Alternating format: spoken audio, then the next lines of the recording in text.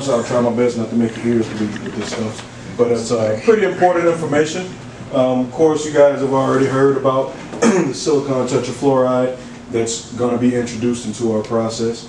As I was explaining to the gentleman earlier, is that it's a process or a actual gas that's been used in the glass business, in the glass industry for a very long time. So it's not a new process, but it's going to be new to us here at Norcross, and we'll get into some aspects of it. First of all, the very first thing you see is the NFPA diamond, the National Fire Protection Agency diamond. I like to explain the fact that, you see that on a lot of bulk storage, a lot of things like that, right? It operates on the 0 to 4 system, 0 being non-toxic, 4 being the most toxic. So the blue is health, red, flammability, 2, or the yellow part is reactivity. Of course, the white part is a specialty. So that W with the line through it means don't mix that stuff with water. Hydrolyzes, right? Okay. So as soon as it hits oxygen, as soon as it hits anything like that, then it has a reaction to a lot of it. And actually, as soon as it hits oxygen, it converts to HF. So it's pretty nasty stuff, right? We'll get into it. So first of all, what is it? General description of it, and I harp kind of hard on the general description because before even understanding anything about the process and the actual properties of the chemical or the gas, you need to know what it looks like. If it even looks like anything. For example, this one here is colorless. It's non-flammable, corrosive, toxic gas, the pungent odor. Basically, it smells much like all other acids. Some acids have a little bit more pungent odor than others, but if you're out there around hydrofluoric acid or HF, you kind of got an idea of what it smells like, especially in some processes. This stuff will not escape or anything like that. We're going to go further into it. But it's used in making fused silica glass tubes for fiber production. Let's take the wording out of it, right? The main things to pay attention to here are the pictograms at the bottom, the 4 pictograms. So what happened was in 2015, the World Health Organization, or the Global Harmonization Act, basically all over the world, these pictograms are the same. It became a universal language, much like numbers. What was happening is people are shipping different gases, different acids and those kinds of things and chemicals with the MSDS, or the Material Safety Data Sheet, but there were language barriers, even from the writing and even understanding what people are actually saying. That does you no good if you don't know what it is you're dealing with and you're trying to, and somebody's exposed and you don't know how to gain first aid measures. So those pictograms mean exactly that. They tell you a story of exactly what I was saying up top. So the first one with the gas cylinder is telling you it's a gas. And the second one's called crossbone, self-explanatory. Tell you it'll hurt you. It pretty much is fatal. It'll kill you, right? The third one there is corrosive, with the 2 test tubes in the hands there. And the last one there is an inhalation thing. So it has an acute effect if you inhale it, and it gets into your lungs. Here's again, why does it have that acute effect? Because your lungs are full of oxygen. Right? Oh, okay. I'm sorry. Talk about the physical aspects again. Of course, colorless gas, pungent, irritating odor, hydrolyzes with water, converts to HF when it contacts oxygen, has a sealing limit, TWA, of 1.5 parts per million to 3. The high alarm will trigger at 3 parts per million. So basically, it's a very tight tolerance. No room to play with this stuff. It's been designed, and everybody knows that on our alarm system that, hey, if it gets about 3 ppm, we're evacuating the building. Hazmat team will then come into play and make sure that we can mitigate the risk of any type of exposure. And it starts at 1.5. That's a very low number when you talk about parts per million, right? But you want it to be that tight because this stuff is nothing to play with. So as of right now, I'll get into the technology here soon, but right now the technology will localize it. If there's ever a release, it won't get into the habitable zones or the breathing zones, so it'll pretty much keep everybody safe, and I'll get into why it'll actually do that. Of course, here's some dangers of it. Some dangers of SiO4. These are the actual dangers of HF, because by the time it touches your skin or anything like that, that's what the conversion is actually turned into, right? It's converted to HF because of the oxygen it hits. So contact can severely irritate or burn skin and eyes. Breathing can irritate the nose and the throat. And no extensive tests conducted for long-term effects. That's pretty interesting. The reason there are no chronic health effects is because it's very hard to have chronic and long-term effects because of the fact that it converts to something else when oxygen touches it, right?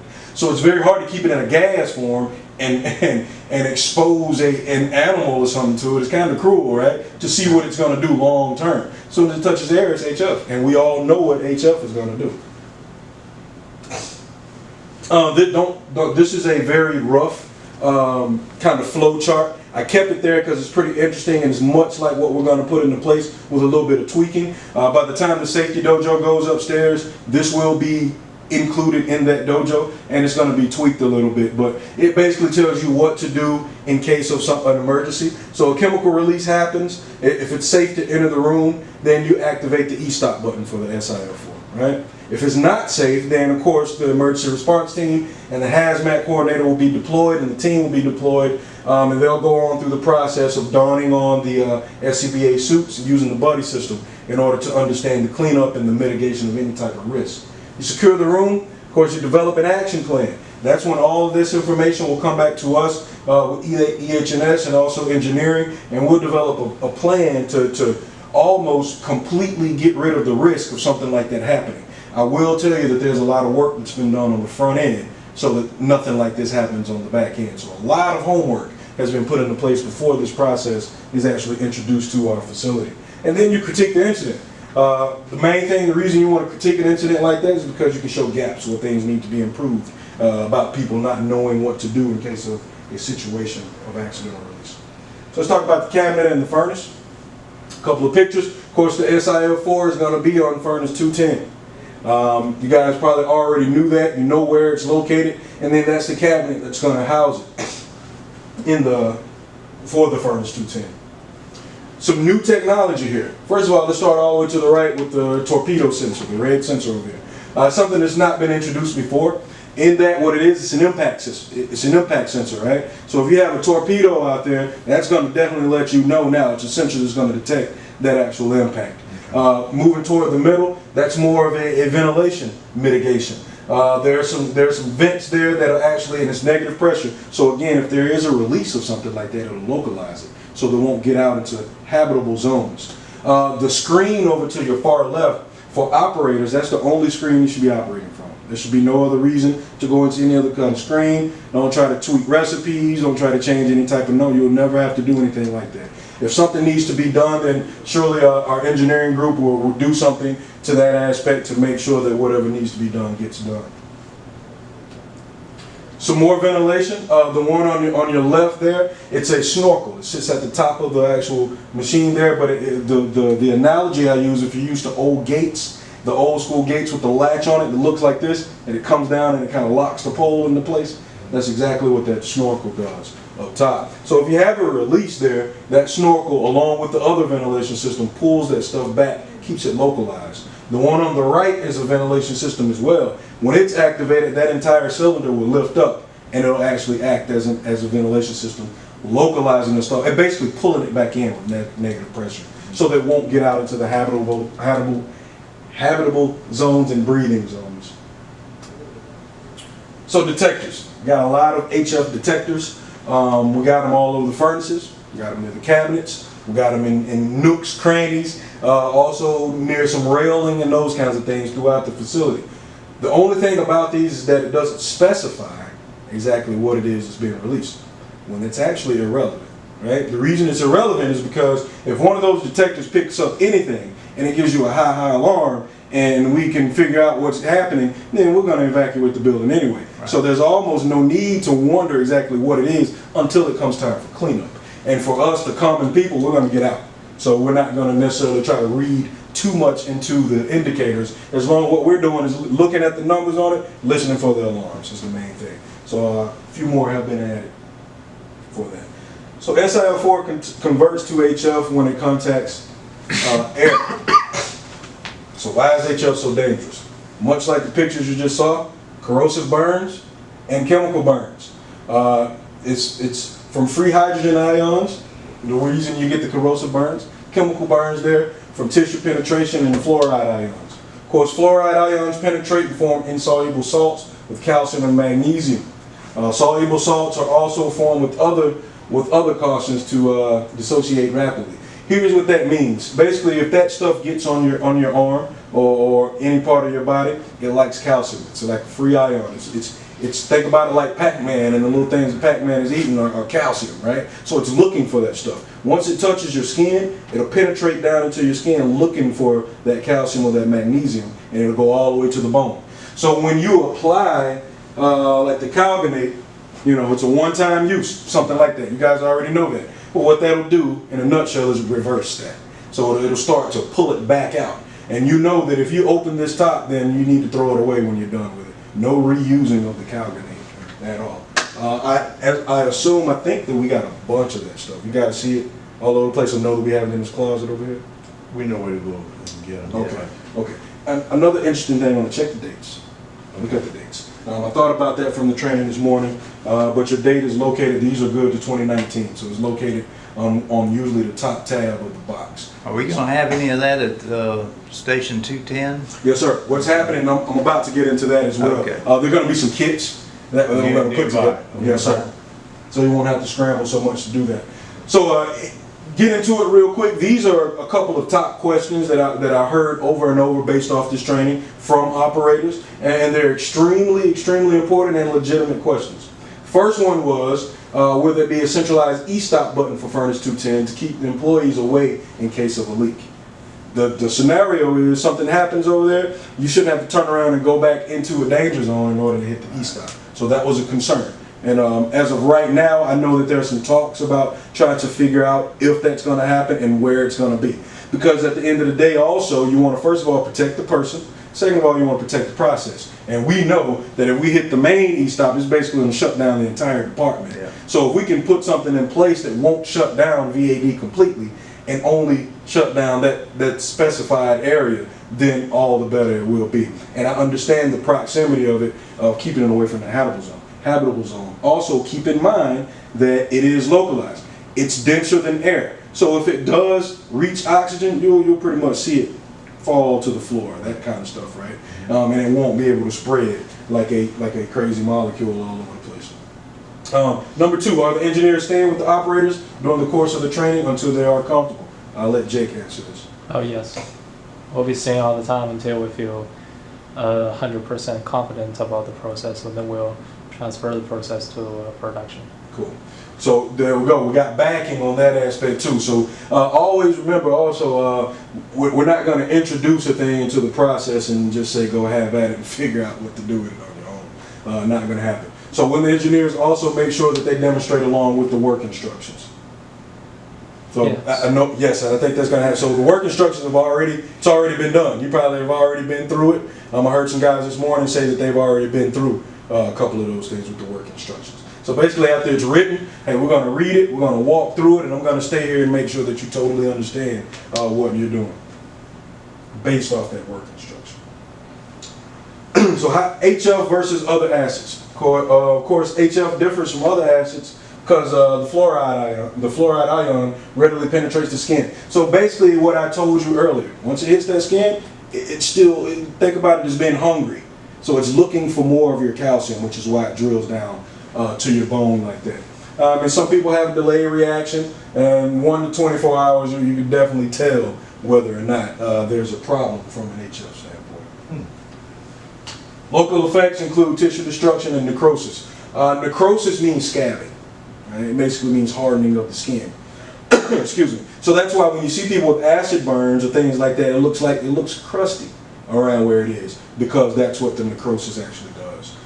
Systemic fluoride ion poisoning for severe burns is associated with hypocalcemia, which is low calcium levels. Which is exactly why you apply this. The reason calcium levels get low is because it's eating your calcium. You know, so that's why you apply the Calgonate to reverse that aspect.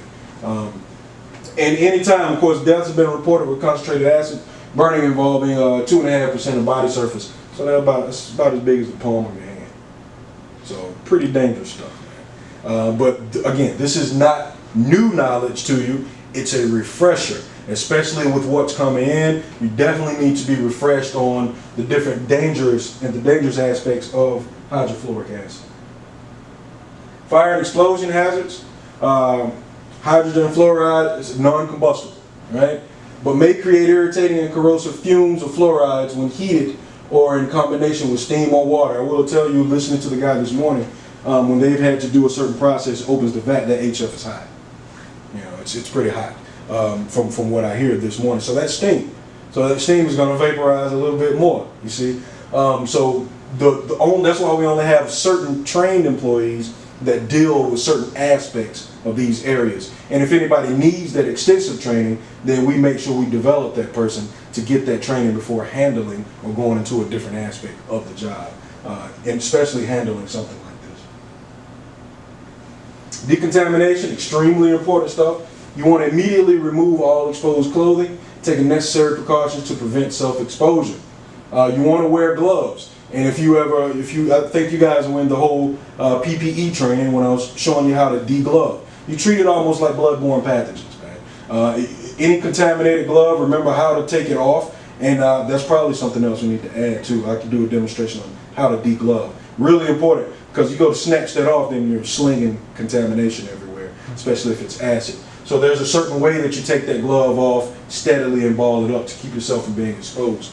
Of course, application of 2.5 to 33% calcium gluconate, which is in that tube, or carbonate gel. We're not going to confuse anybody. I'm not going to keep both of those on site. One is just as good as the other. So I'll always have the calgonate, and also, so you won't have to always read and take the confusion and the thoughts out of it, don't use calcium chloride. I'm not going to have any kind of calcium chloride in a tube so that you'll have to take time to read which is which, and you know you're burning on your arm. So you'll instantly know the one that you grabbed is the one that you need to use. And it's a one-time use. Extremely important. First aid continuation. After the affected area is flushed with copious amounts of water, so it's like deluge it, right? You want to use the plumbed in stations, the water stations, like the eye wash stations. That's what they're for. The reason they're plumbed into our plumbing system is so that you can get consistent pressure to make sure that it gets what it needs to get off of you at that time. A 2.5% calcium gluconate. After you've basically drenched yourself with water and the affected area, you apply the gluconate. Of course, neoprene or nitrile 22 mil gloves are what you want to use, and double glove if you need to. And the HF exposure kit. So back to the question about the kits. So we are going to create kits and put them in those areas. Once that process gets going, me and Joe are already in the process of trying to gather everything that we need to make these little kits for you, so that they'll actually be in a quick location. The victim must be escorted to the hospital. So there's no games that are going to be played there. Taking the thoughts away from it. Again, if you get HF on you, and even though you feel like it's okay, and the concentration is low and you're only itching, you got a minor irritation, right now it may be itching and minor, right? But I'm going to send you to the hospital. At the end of the day, we're not going to guess, we're not going to take chances on it. Know that when you get to that hospital, we've already done homework, right? So the hospital already has a copy of the MSDS, or the Material Safety Data Sheet. That's already there so that they can understand the protocols and how to actually treat you in case of an exposure to HF or anything like that. Again, I don't want you to have to think about anything in a time of an emergency. I definitely want to put those things in place. Continue a little bit. Here's the kit. Before beginning work involving HF, an exposure kit must be available and located in the area. So I know that we need to create more of them. That is definitely going to be in place. And also the actual contents of it there. Before I go to the contents, look what it's saying again about the gluconate gel. The main thing that's highlighted there and underlined. Check that expiration date. You want to make sure it's there. And again, it's on that top tab. Actually, it's on the top tab, so the side facing the E, that's where your data is.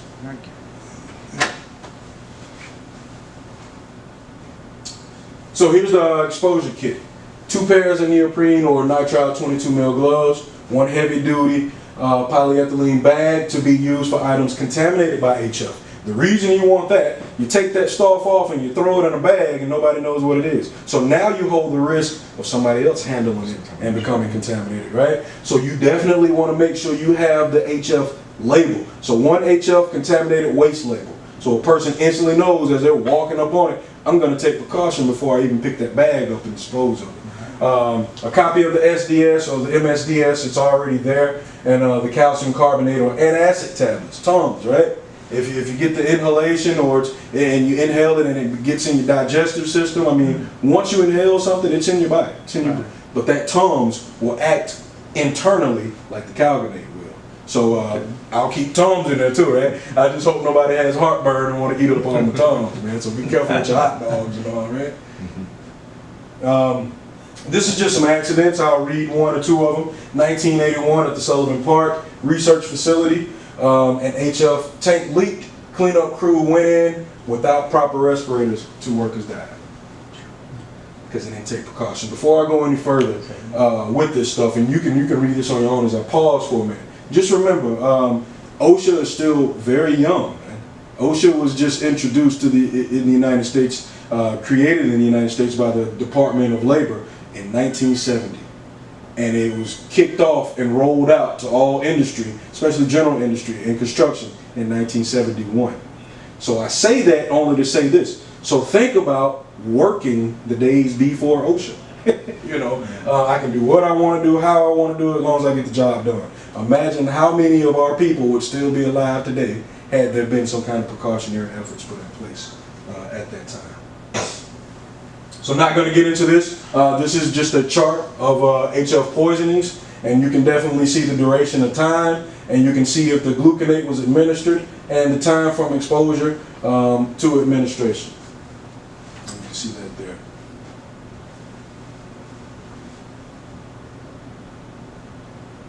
So I mean, like that first 30 minutes. I mean, the stuff, it's not going to play with hell, right? This is just some pictures of some burns. Now, I'm not going to put a bunch of gory stuff up there. You've pretty much seen it all, but that's just a grade 1 burn right there. You can see the swelling. You can see the swelling start to happen, and it's basically starting to penetrate inside of it. So then you can see, if you look at the fingertips, that shows necrosis. You see how they're looking like they're hard and scabbing up? That's what necrosis does. So just think about being a kid and scraping your knee on a bike, and all of a sudden 2 days later you got that scab right there. That's the same type of deal, but it makes it happen instantly. That's a mild burn on the thigh. Just quick. They probably just walking and probably had jeans on and just brushed up against the stuff still wet on the table. Maybe there was some acid there, right? Still wet on the table or something like that. Ours is gas. We don't have any liquid, you know. We got some liquid out there. Oh, that's right. That's right. So that's exactly what the guy was talking about. So working with it safely, of course, pay attention to what's bolded. Never use hydrofluoric acid when working alone or after hours. I know can't say anything about the after hours because I mean the plant runs 24/7. But always let somebody know where you are, man. I know how it is out there in VAD. You got a lot of machines that are isolated, a lot of places you can get behind and get behind some areas and nobody will know where you are. But I'm sure you guys always communicate, especially when you're going to do something. Somebody needs to know where you are at all times when you're doing a certain job, especially around hydrofluoric acid. Continuation of it, double gloving is highly recommended. Make sure your gloves have no pinholes. Any exposure to HF acid must be medically evaluated. So again, we're not gonna guess and wonder if you'll be all right tomorrow. If you're exposed, we're sending you.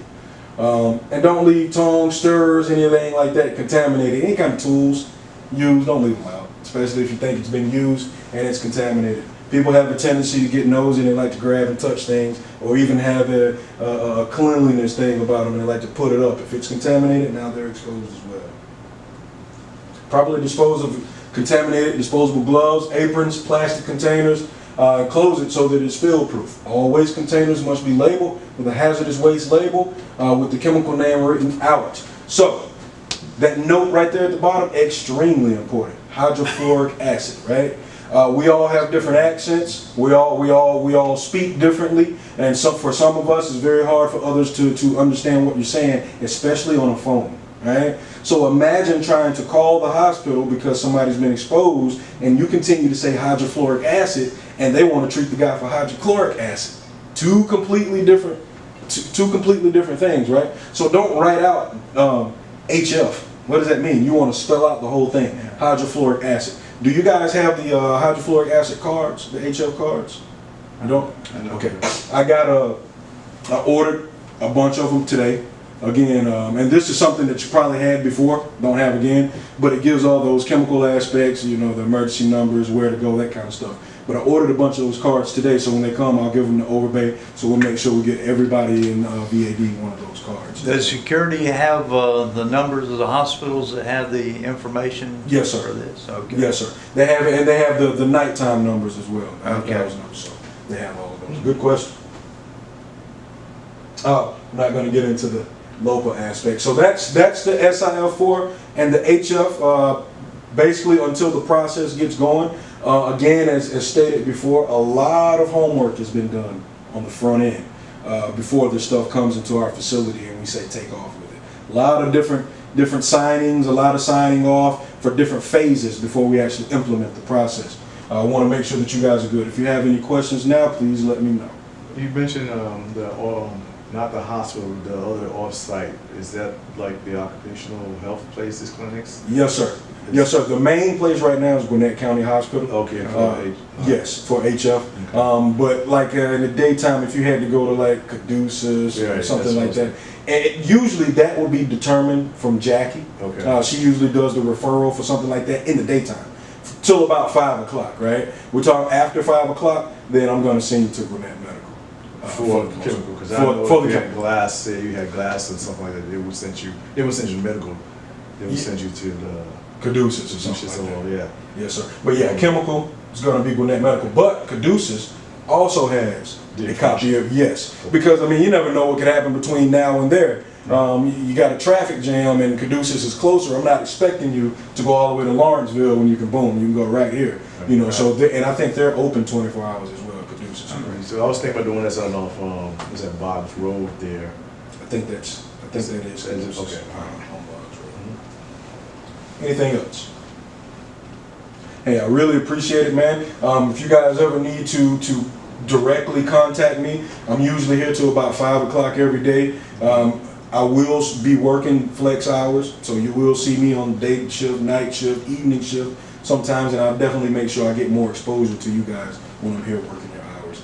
I have an open door policy, so ask me what you need to, man. No problem. Is this chemical or acid used any other place in the plant? Is this?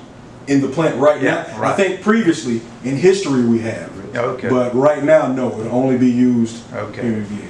Okay. Hey, thank you, man. I appreciate